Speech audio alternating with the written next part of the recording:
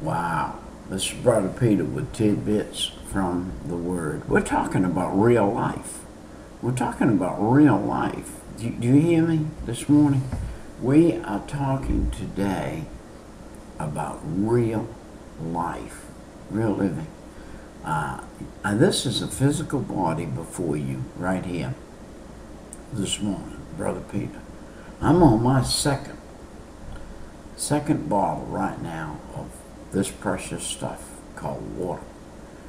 But I'm also on my 1, 2, 3, 4, 5, 6, 7 little excerpt this morning from the Water of Life, the book, the precious book, the Water of Life. We need both waters.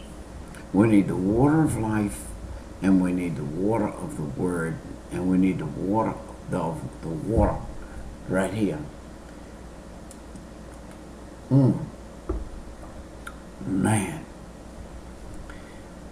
what a blessing. What a blessing. Do you know what a blessing it is to have a bottle of water? I tell you what you do today.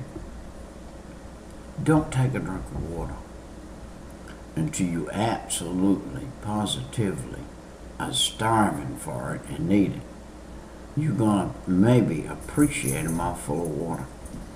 What our problem is today is we'll drink water and never think about where it came from, why it's here. It's the sustainer of life. If you didn't have it, all the money in the world would mean nothing to you. I'll tell you what you do. You go out on the desert and you sit out there for 5 hours under the sun with no water. And then you put a cup of water over there and a pound of gold. And somebody says to you, which would you like? This pound of gold or that cup of water? I'm here to tell you right now, you're going to tell them you want that cup of water. Because that cup of water is what's going to sustain you, and that gold is worthless. If you don't drink that water, you're a dead man.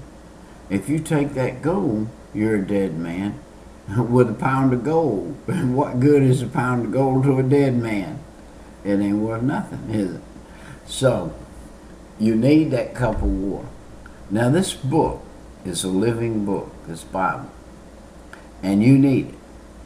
And if you've asked Jesus to come into your heart, and you're on this desert of a world out here that doesn't have any drink of water, this is the drink of water right here that you need. There is no other replacement. There is nothing that replaces water. Nothing. There is nothing out there that replaces water. If they put something intravenously in your veins, it contains water. This body has got to have water. This body is several percentage of water. And I've heard all kinds of stories, and I got a medical book up here I could probably read to you what percentage. And I've heard that we're about 86% water. That means if we weighed 96 pounds and we died and laid there and all the water was gone, there'd be 10 pounds left.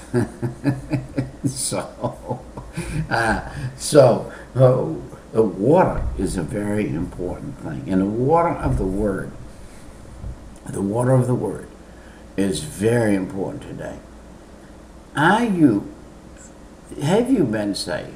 Have you asked Jesus to give you a sin, come in your heart, save your soul? Say, those folks of you that are out there, some of you out there, you may listen to more than one of these, Brother Peter. If you do, would you bear with the salvation thing?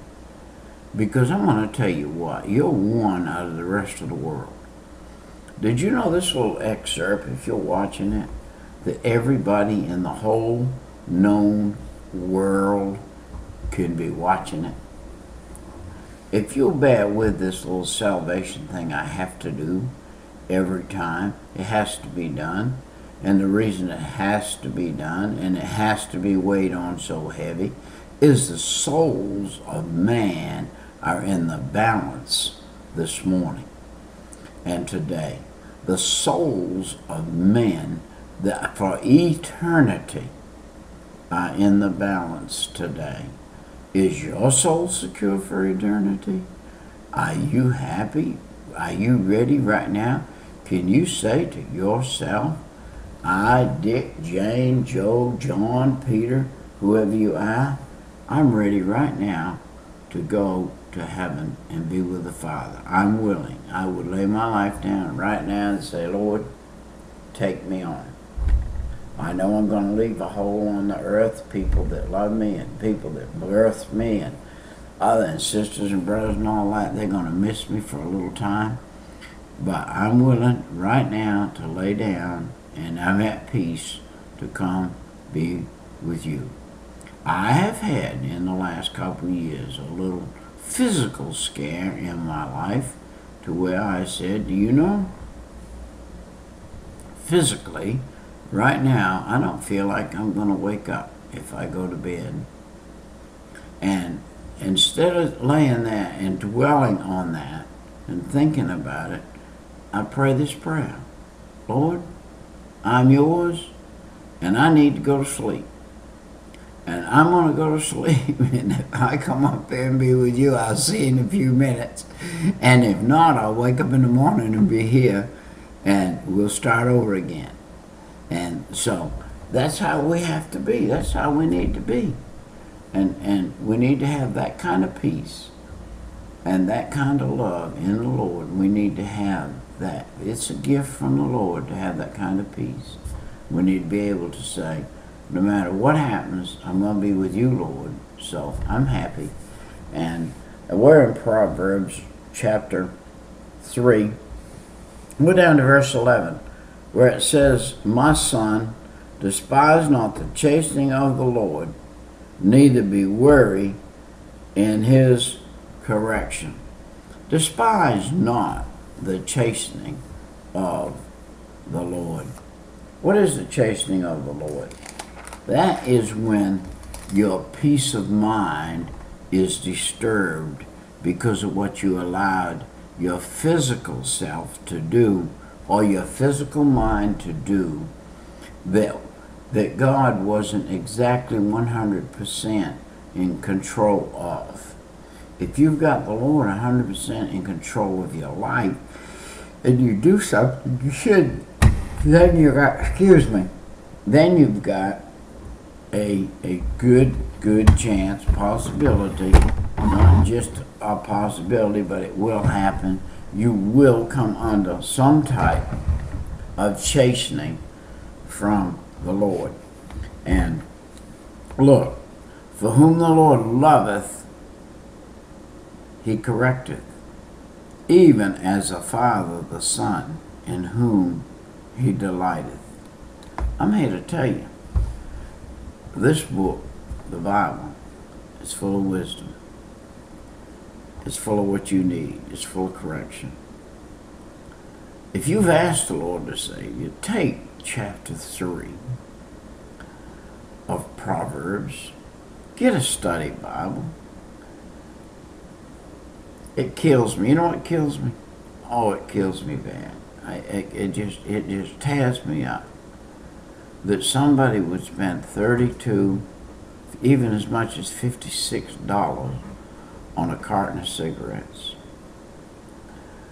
And in that carton of cigarettes are, what, 10 packs of 20 cigarettes per pack? And they have spent enough money to have bought them a fairly decent study Bible for that carton of cigarettes.